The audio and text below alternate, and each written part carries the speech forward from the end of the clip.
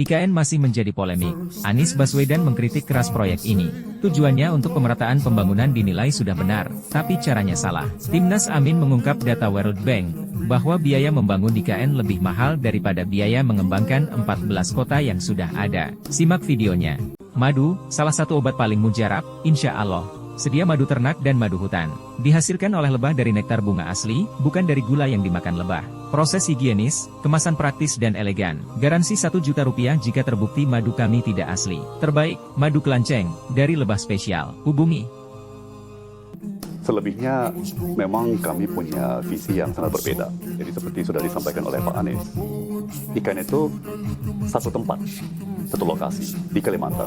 Tujuannya kan pemerataan. Sementara Pak Anies sudah menyampaikan, visi kami adalah antara lain minimum membangun 14 kota di semenanjung Indonesia, yang masing-masing bisa menjadi penggerak ekonomi di daerahnya masing-masing. Jadi lebih melebar gitu ya, lebih meluas. Kedua, beberapa hari ini Pak Anies juga menyampaikan bahwa kalau kita benar-benar serius mengenai pemerataan, ya sebetulnya strategi yang hemat kami tepat adalah kota kecil ditumbuhkan menjadi kota menengah ditumbuhkan menjadi kota besar di semenanjung Indonesia, bukan hanya di satu titik.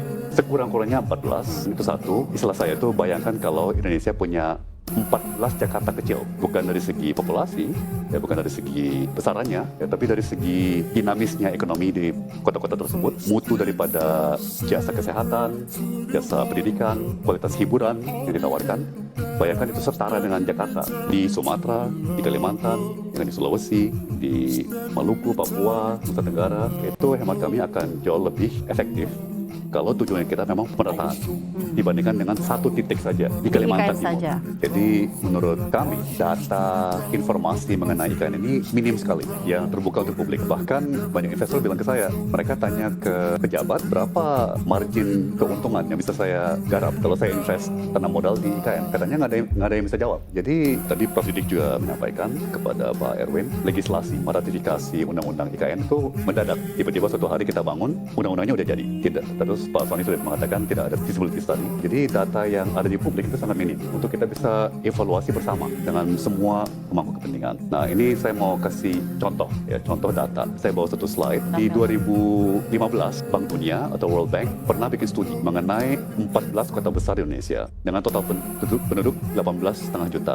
Nah, berapa pendanaan yang dibutuhkan untuk memenuhi kebutuhan dasar ya daripada 18,5 juta penduduk ini di 14 kota besar? Itu mereka hitung kira-kira 172 triliun rupiah. Tapi itu angka 2014. Katakan ditumbuhkan 5% per tahun sampai 2024, yaitu akan kira-kira 270 triliun. Itu untuk memenuhi kebutuhan dasar daripada 18,5 juta penduduk di 14 kota besar. Kotanya apa aja? Kotanya adalah Batam, Bangka, Bogor, Pontianak, Semarang, Surakarta, Gresik, Surabaya, Sidoarjo, Banjarmasin, Balikpapan, Makassar, Denpasar, dan Lombok Barat.